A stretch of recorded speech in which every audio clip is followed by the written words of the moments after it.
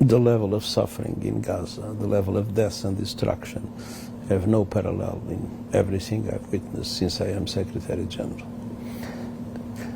Obviously, we all condemn the terror attacks made by Hamas, as well as the taking of hostages. That is an absolute violation of international humanitarian law.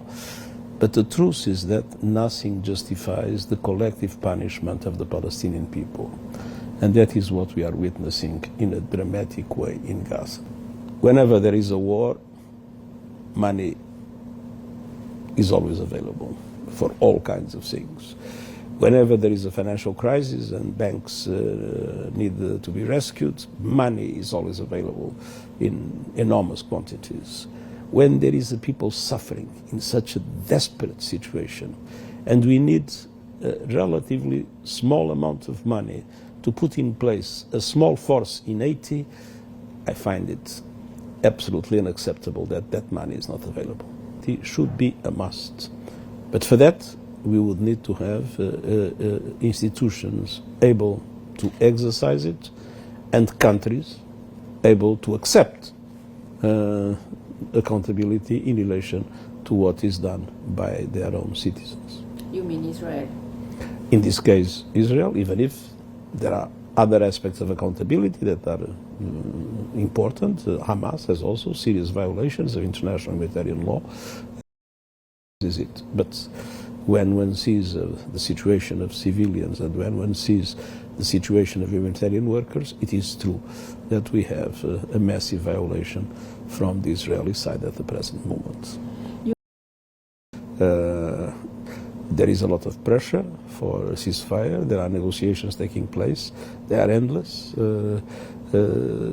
I'm still hopeful, but the testimony I have is that it will be very difficult to have an agreement.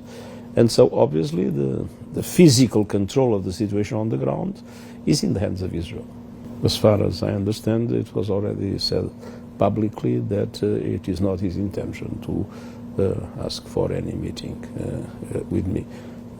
And so, of course, the meeting will very probably not take place.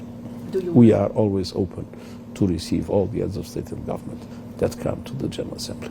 Do you regret?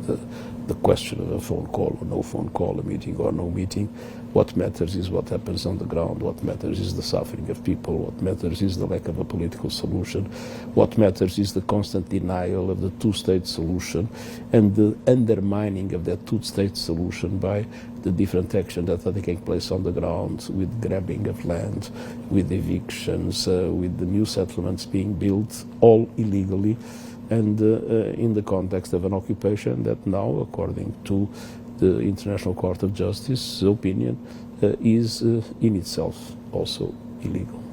It's obviously that we are not having peace and security in the world, and it's obviously that it's not because of the UN as an institution that doesn't happen. It's because of member states.